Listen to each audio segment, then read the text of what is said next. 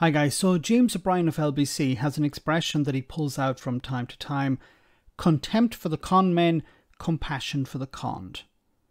Now, I don't know which way this member of the audience on BBC Question Time voted in the Brexit referendum, but I can only imagine. Remember, Brexiteers criticised us for suggesting that they didn't know what they were voting for. Well, this man in the audience doesn't seem to understand that Northern Ireland is part of the United Kingdom, not Great Britain. But let's have a listen. I don't know what's changed since I went to school, but Northern Ireland was always part of Great Britain. Sorry to interrupt so quickly, but what school did you go to? What school did you attend that told you that Northern Ireland was part of Great Britain and not the United Kingdom?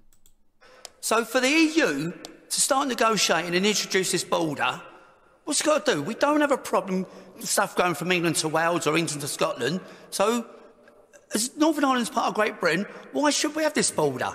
Why don't someone grow a pair and tell the EU to go and sling their hook? Because it's part of the Great Britain, it's not part of the EU. Southern Ireland is, but Northern Ireland ain't. I don't know if this guy is just trolling. I don't know if he's there to take the mickey. I really don't know. I don't know if this is a serious person.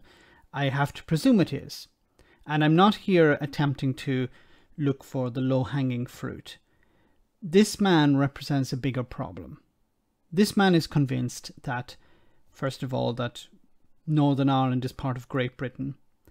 And he's also convinced that the EU is responsible for the problems here. The problem with the Northern Ireland Protocol is that the UK government had agreed to implement certain requirements of it, and they have not. And there's a problem of trust. The EU have said, okay, we will allow the UK government to be responsible for the checks carried out between Great Britain and Northern Ireland.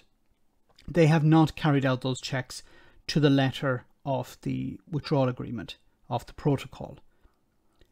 So there is a lack of trust at the moment between the EU and the UK.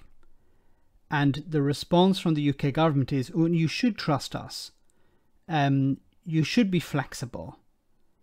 And unfortunately, members of the public are convinced by this.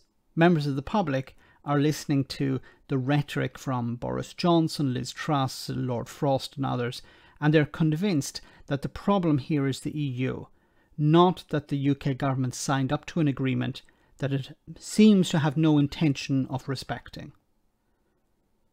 Once again, this guy is not really the problem. He's a symptom of a bigger problem. Let me know in the comment section, guys, what you think about all of this. As always, your comments are greatly appreciated. Thanks a lot.